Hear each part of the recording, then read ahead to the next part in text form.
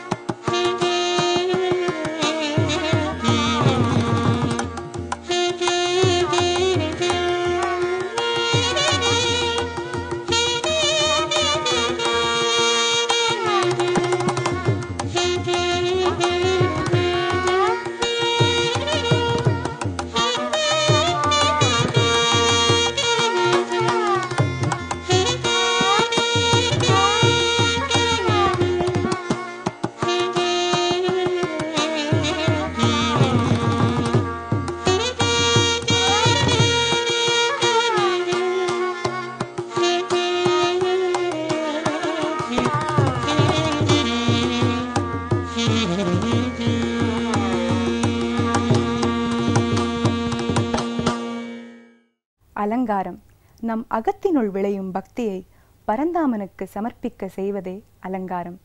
நாளும் அதை செய்தாள் நம் பாவை, அடைந்தாள் கண்ணனை. ஆண்டாளும் அலங்காரமும். மார்கழி வைபவத்தை அலங்கரிக்க வருகிறார் நமது அனந்த பத்மநாபன்.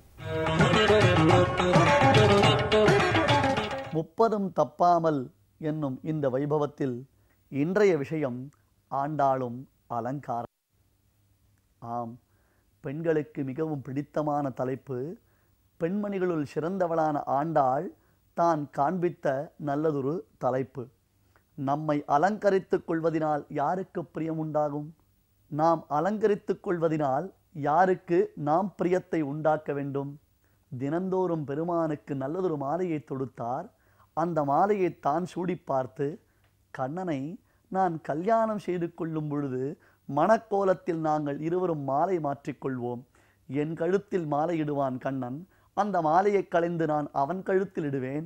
எங்கள் இருவருக்கும் இந்த மாலை பொருத்தமாக இருக்குமா என்று தன்னை அலங்கரித்து கொண்டு மாலையை தான் சூடிக்கொண்டு கண்ணனுக்கு காதலுடன் அந்த மாலையை அளித்தாள். பெண்கள் தங்களை அலங்கரித்து கொள்வதின் நோக்கமே தன் கணவன் அதை பார்த்து ரசிக்க வேண்டும். உண்மையில் கணவன் மட்டும் அதை ரசித்து அனுபவிக்க வேண்டும். மற்றவர்கள் அந்த அழகை பூரிப்புடன் உவகையுடன் கொண்டாட வேண்டும். இதுதான் தர்மசாஸ்திரத்தின் லட்சணம். ஆண்டாள் விரதம் அனுஷ்டிக்கின்றாள். ஆம், ஒரு மாதம் விரதம். மார்கழி மாதம் 30 நாட்களும் விரதம். முதலில் நெய்யுண்ணோம், பாலுண்ணோம், மையிட்டு எழுதோம், மலரிட்டு நாமுடியோம். கிருஷ்ணா, நாங்கள் போக்கிய வஸ்துக்களை ஒருபொழுதும் ஏற்றுக்கொள்ள மாட்டோம்.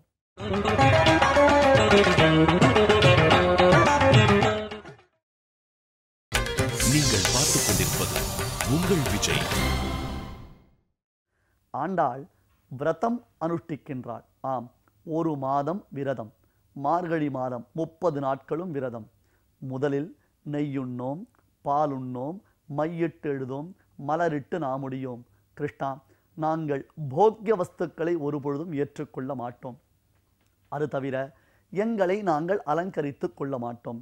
கண்களுக்கு மை தீட்டிக் கொள்வது, கருங்கூந்தலை நன்கு அழகாக பின்னி அதில் புஷ்பங்களை சூடிக்கொள்வது, இந்த காரியங்களை நாங்கள் செய்ய மாட்டோம் என்று சொன்னவள் சற்றே இந்த திருப்பாவையின் கடைப்பகுதிக்கு வந்தபொழுது சூடகமே, தோள்வளையே, தோடே, செவிப்பூவே, பாடகமே, பல்கலனும் யாமணிவோம் என்பதாக ஒவ்வொரு அவயவத்திற்கு தகுந்த பலவிதமான ஆபரணங்களை குறிப்பிடுகிறாளே.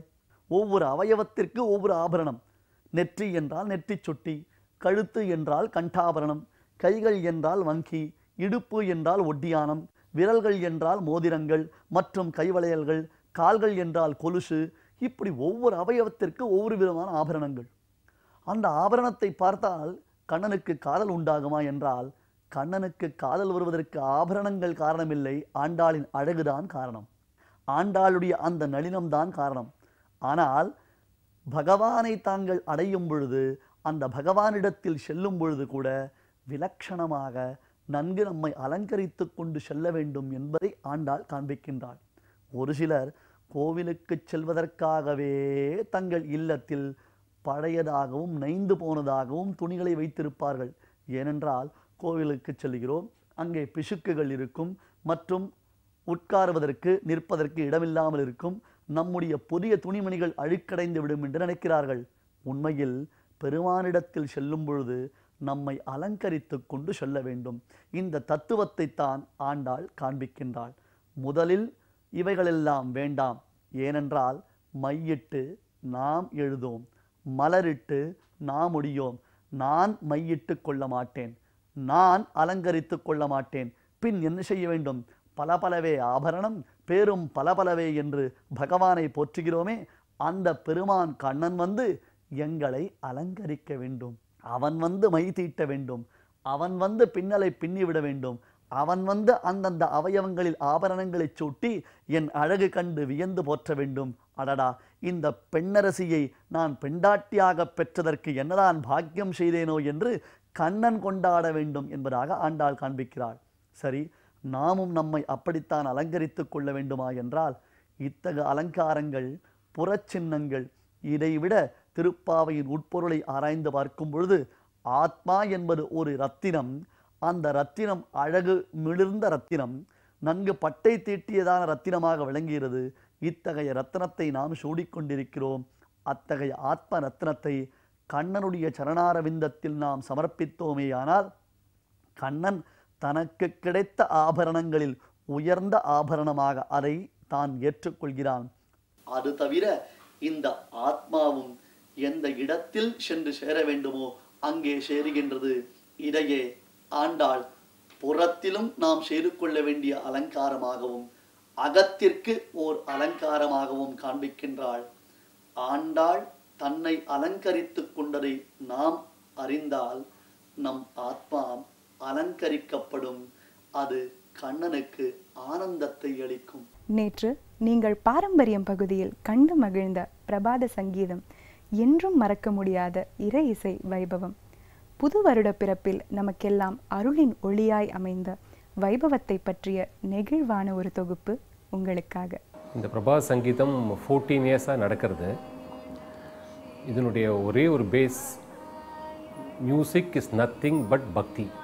அதனால் இங்கே இந்த சங்கீதத்தை ஒவ்வொரு பாகவதாலும் they do it with lot of devotion and commitment. இதை ஒரு தேவதைக்கு ஒரு சமர்ப்பணமாக தான் இங்கே பண்ணுறாங்க. இது எந்த மாதிரி ஒரு அட்மாஸ்பியர், அதுக்காக தான் இங்கே அக்கம்பனிமெண்ட்ஸ் கிடையாது, மைக்ஸ் கிடையாது, டியூப்ஸ் கிடையாது, ஃபேன்ஸ் ஒன்றும் கிடையாது. வெறும் ஸ்ருதி, அவளுடைய பக்தி.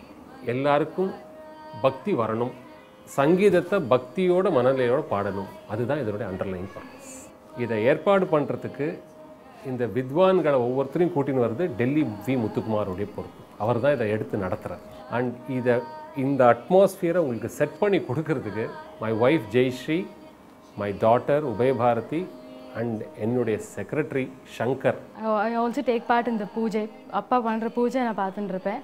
அண்ட் இந்த தீபம் ஏற்றுறதுல ஹெல்ப் பண்ணுவேன் என்னோடய பேரண்ட்ஸ்க்கு. கார்பெட் போடுறது, இவாளுக்கு செட் பண்ணி தருது இந்த அட்மாஸ்பியரில் எங்கள் அம்மாவுக்கும் சங்கர் அங்கிளுக்கும் ஐ ஹெல்ப் தெம். டெய்லி விளக்கேற்றி நம்மளும் சுவாமிக்கு பாடணுங்கிற எண்ணமே it's only because of this பிரபாத சங்கீதம் தட் ஐவ் காட்.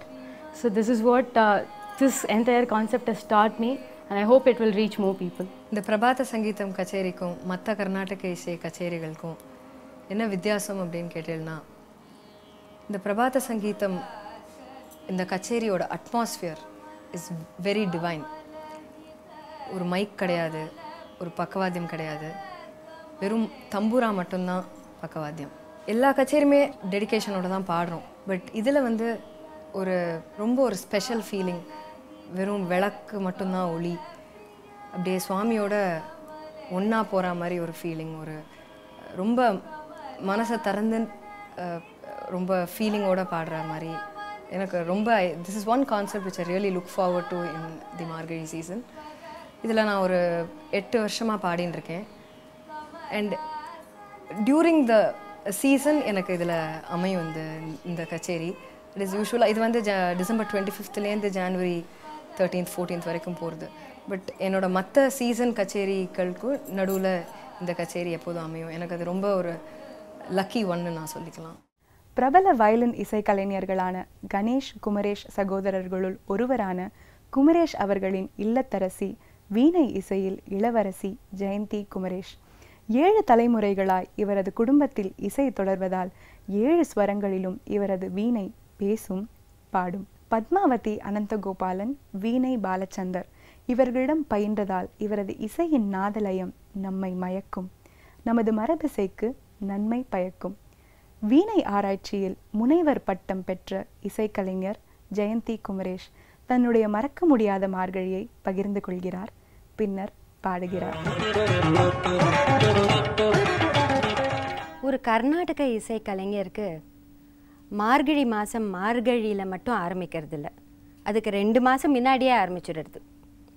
எப்படின்னு கேட்டிங்கன்னா, நிறையா கச்சேரி 3700 கச்சேரி சென்னையிலங்க, கம்ப்ளீட்டாக டிசம்பர் மாதத்தில் மட்டும், மார்கழியில் மட்டும். இதில் எங்களுக்கு ஒவ்வொரு சபாலையும் கச்சேரி இருக்கும். ஸோ நாங்கள் அதுக்கு ப்ராக்டிஸ் பண்ண இந்த சீசன் நம்ம புதுசாக என்ன பண்ணலாம் அப்படிங்கிறது 2 மாதத்துக்கு முன்னாடியே நாங்கள் யோசிக்க ஆரம்பிச்சிருவோம். என்ன புது கிருத்திகள் வாசிக்கலாம், புதுசாக என்ன கான்செப்ட் வாசிக்கலாம், புதுசாக எந்த ஆர்டிஸ்டோடு நம்ம வாசிக்க போகிறோம் அப்படிங்கிறது ஆரம்பிச்சிரும். அது மட்டும் இல்லை, நம்மளோட இன்டர்நேஷ்னல் ஃப்ரெண்ட்ஸ், அமெரிக்காவில் நம்மளோட ரசிகர்கள், ஆஸ்திரேலியா எல்லாரும் வந்துடுவாங்க. ஸோ அவங்கள மீட் பண்ண போகிறோங்கிற எக்ஸைட்மெண்ட் வேறு இருக்கும். புதுசாக என்ன கட்டிண்டு இந்த சீசனில் என்ன அசத்தலாம் அப்படிங்கிற பிளானிங் எல்லாமே ஒரு பெரிய மெகா தீபாவளிங்கிற மாதிரி ஒரு ஃபீலிங் வந்துடும் மார்கழினா. எனக்கு மறக்க முடியாத மார்கழி அப்படின்னா ஒரு 25 வருஷம் இருக்கும். அப்போது வாசிக்க ஆரம்பித்த புதுசு. இப்போ மாதிரி மத்தியான கச்சேரிக்கு அவ்வளோ கூட்டம் வராது, அவ்வளோ என்கரேஜ்மெண்ட். இப்போ யங்ஸ்டர்ஸ்க்கு என்கரேஜ்மெண்ட் ரொம்ப சந்தோஷமான விஷயம். அப்போது மத்தியான கச்சேரி அந்த வருஷம்தான் டைமிங் மாற்றிருக்காங்க கிருஷ்ணகான சபாவில். அது ஒரு 1:30 மணிலேருந்து 2க்கு ஷிஃப்ட் பண்ணியிருக்காங்க ஆஃப்டர்நூன் கான்சர்ட்ஸ். எனக்கு கூட வாசிக்க போகிற மிருதங்கமும் கடம் ஆர்டிஸ்ட்டுக்கும் இந்த சேஞ்சை பற்றி தெரியாது. நான் கரெக்டாக 1 o'clock போயிட்டேன். அண்ட் ஸ்டேஜில் பெரிய மேடை, கிருஷ்ணகான சபா. அப்போ குட்டி பொண்ணுனா மேடையில் வீணையை வச்சுட்டு உக்காந்தாச்சு. 1:30 ஆரம்பின்றாங்க. மிருதங்கம் ஆர்டிஸ்ட் வரல, கடம் ஆர்டிஸ்ட்டும் வரல. எப்படி ஆரம்பிக்கிறது? ஆரம்பிமா அப்படின்ட்டாங்க. ஸோ ஃபஸ்ட்டு கச்சேரி அந்த சபாவில் தனியாக நான் மட்டும் பக்கவாத்தியமே இல்லாமல் ஆரம்பித்தாச்சு. கச்சேரி ஆரம்பித்து 1/2 மணி நேரம் கழித்து மிருதங்கம் ஆர்டிஸ்ட், கடம் ஆர்டிஸ்ட் எல்லோரும் வராங்க. வந்துட்டு இந்த கச்சேரி முடிஞ்சுது. இது பெரிய விஷயம் இல்லை. இதே சீசனில் வேறு ஒரு பெரிய ஆர்டிஸ்டோட கச்சேரி கேன்சல் ஆனதுனால இந்த அம்மா நல்லா வாசிச்சாங்கன்னு என்ன அதே சீசனில் அதே சபாவில் இன்னொரு வாட்டி கூப்பிட்டு கச்சேரி வித் பக்கவாத்தியம் அரைவிங் ஆன் கரெக்ட் டைம் சீசனில் அந்த சபாவில் நடந்தது. அண்ட் மறக்க முடியாதது என்னென்னா best concert, best artist, best junior artist of that year அப்படிங்கிற விருதும் கிருஷ்ணகான சபா எனக்கு அந்த வருஷம் வழங்கினாங்க. அண்ட் வாங்கினது ஸ்ரீ செம்மங்குடி ஸ்ரீனிவாஸ் ஐயர், பிதாமகா of Carnatic music world, and Umayalpuram Sivaraman sir கையால் வாங்கக்கூடிய பாக்கியம் எனக்கு கிடச்சிது. ஸோ ஒவ்வொரு மார்கழியுமே மறக்க முடியாத மார்கழி தான். பட் நம்ம ரொம்ப சின்ன வயசில் நடக்கிறது நம்ம மனசில் ரொம்ப பசுமையாக இருக்கும். ஸோ அந்த வருஷத்து மார்கழி நிச்சயமாக எனக்கு ஒரு மறக்க முடியாத ஒரு மார்கழி.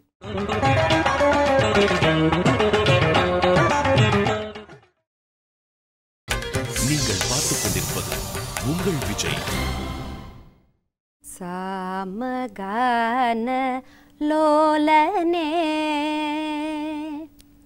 சாமகான லோலனே, சதாசிவ சங்கரனே, दयापरने जय सामगान लोलने सदाशिव शंकरने दयापरने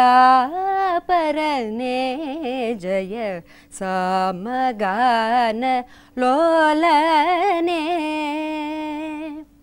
सोमसुन्दरा चन्द्रशेखरा सोमास्कन्दा श्रुतजनशुभकर सामगान लोलने सदाशिवशङ्करने दयापरने जय सामगान लोलने. 18 பகுதிகளை கடந்திருக்கும் மார்கழி வைபவம் இன்று திக்கெட்டும் பேசப்படுகிறது. காரணம் உங்கள் ஆதரவும் அன்பும் என்பதை நாங்கள் நன்கு அறிவோம்.